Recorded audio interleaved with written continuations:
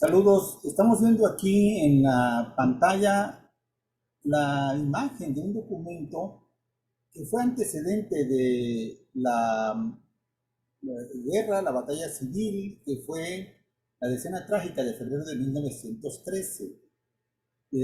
3, 4 meses antes, en octubre, noviembre de 1912, ya había un conflicto entre el presidente Madero en ejercicio de la presidencia de la República y los masones Bernardo Reyes y Félix Díaz. El conflicto ya estaba y solamente desembocó en la decena trágica.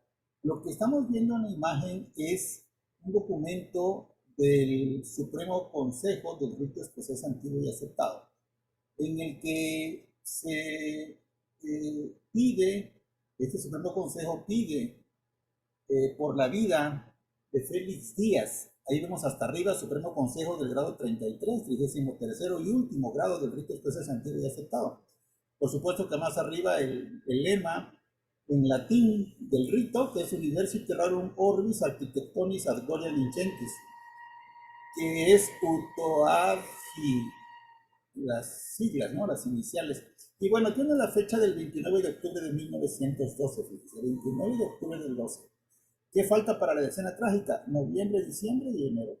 3 meses, porque en febrero estalló la revuelta de dos masones, Bernardo Reyes y Félix Díaz, en contra del masón Francisco I. Madero. A esta revuelta se le sumaría, como todos sabemos, otro masón, de rito escocés, grado 30, Victoriano Huerta. ¿Y qué fue lo que ocurrió en octubre de 1912, que es el documento que estamos viendo? Bueno, lo que ocurrió fue que Félix Díaz, sobrino del presidente Porfirio Díaz, otro masón, grado 33, dijo que no estaba de acuerdo con el gobierno de Madero y se levantó en armas en el puerto de Veracruz en octubre del 12. Rápidamente fue capturado en una resistencia de unos 5 días, una semana aproximadamente. Cayó preso y fue procesado en consejo de guerra. Y su vida corría peligro por la condena a muerte que merecía por el levantamiento en armas. Había levantado en armas contra el gobierno establecido del presidente Madero. Entonces estaba preso Félix Díaz a fines de octubre del 12. Y así como lo hizo la Gran Logia Valle de México, también lo hizo el Supremo Consejo del Rito Escocés Antiguo y Aceptado.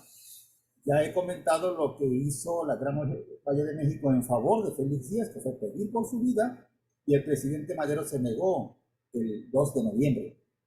Ese es un documento aparte. Además lo hizo también el Rito Nacional Mexicano. Pero aquí nos vamos a dedicar a leer el caso del Supremo Consejo. Y entonces vemos 29 de octubre, vemos el destinatario, es el ilustre y poderoso hermano Francisco I. Madero, grado 33, presente. Salud, estabilidad, poder, ilustre y poderoso hermano. Del lado izquierdo, por cierto, antes de hacer la lectura, vemos el emblema de la Gran Secretaría General y no se alcanza a distinguir con claridad, pero sí sabemos que el membrete de la izquierda habla de Donceles 1416. Donceles 1416.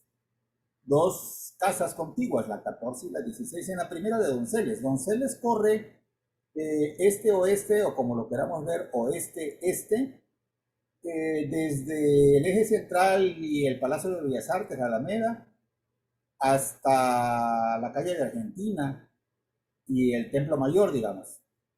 Y la primera cuadra, es decir, la primera de Donceles, es la cuadra más próxima al eje central y al Palacio de Bellas Artes.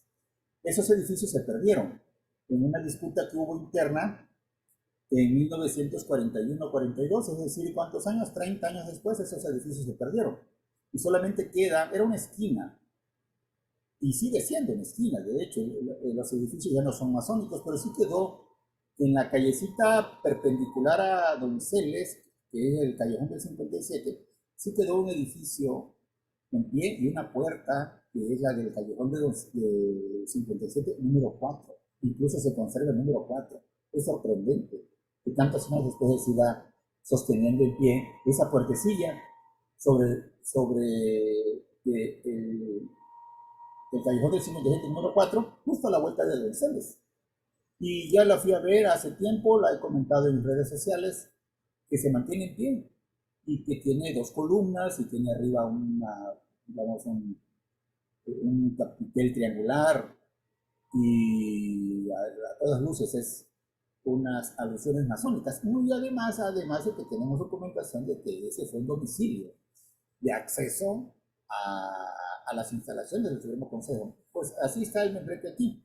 El membrete donde firma el Supremo Consejo, González 1214. Y lo que dice el documento es lo siguiente: ilustre y poderoso hermano, sin pretender inmiscuirnos en asuntos de orden político, fíjense nada más esa aclaración, cuando todo es político, el conflicto es político, el levantamiento militar de Félix Díaz era político, era derribar al gobierno establecido de Félix Díaz. Por eso se levantaron en armas, no se levantaron para dialogar, sino para derribar al gobierno. Y bueno, como quiera aquí dice que es echando de lado lo político, eso es algo imposible, ¿no? Dice, y solo inspirados en los sentimientos humanitarios que nos enseña nuestra augusta institución, ocurrimos a vos para pediros la gracia de la vida del hermano Félix Díaz, grado 32.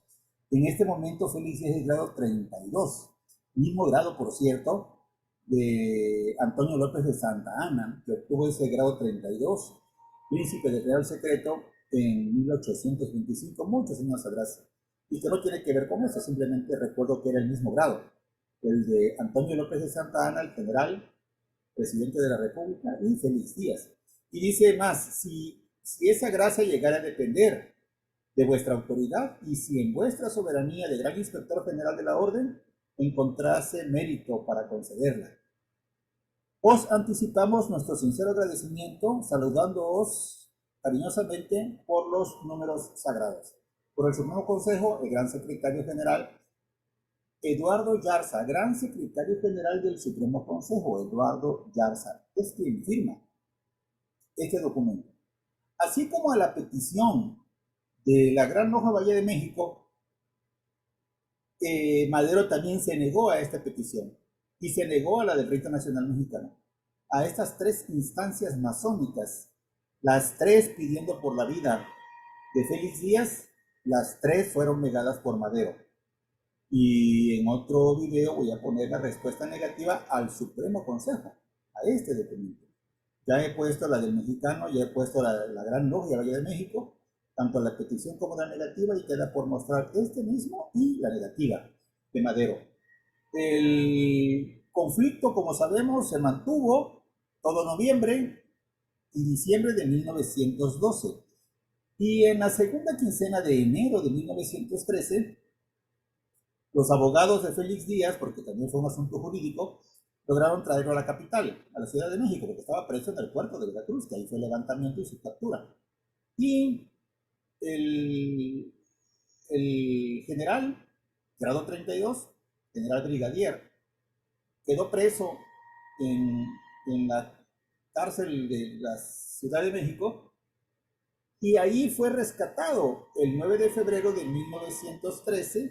Estuvo preso, que será 15 días, en la Ciudad de México, y ahí lo fue a rescatar el otro masón, Bernardo Reyes, quien a su vez había sido rescatado de la otra prisión en Tlatelolco por Manuel Mondragón. Manuel Mondragón rescató a Bernardo Reyes y juntos fueron a rescatar a Félix Díaz.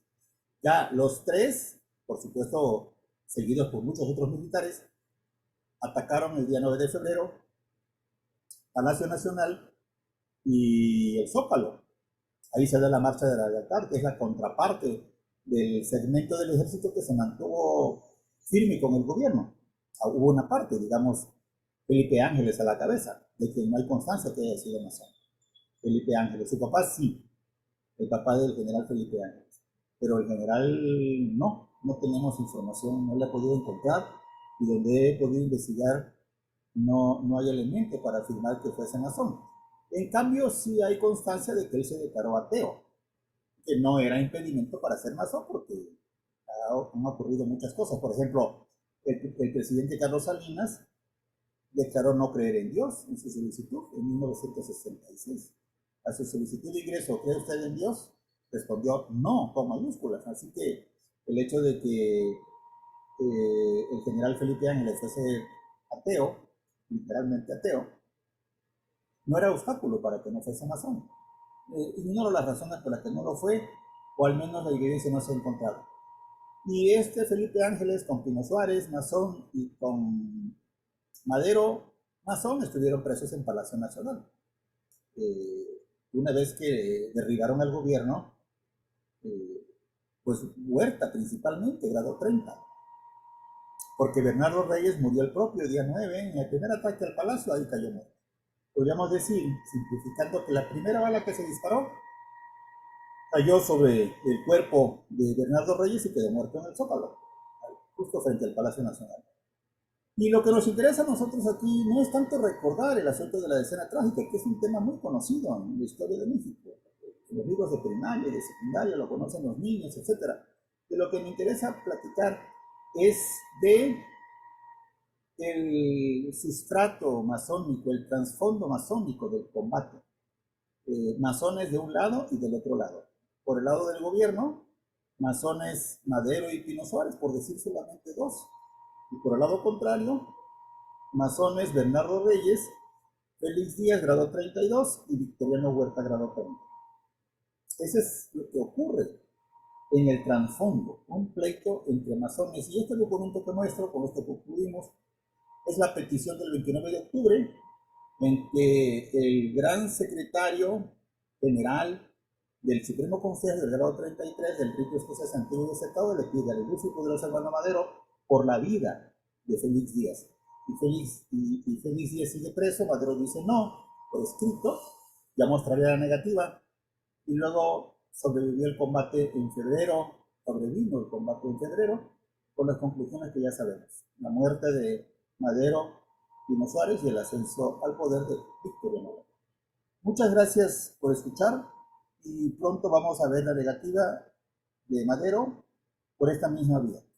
Gracias por estar atentos, por escuchar y por seguirnos en el canal. Denle like, por favor, y síganos. Hasta pronto.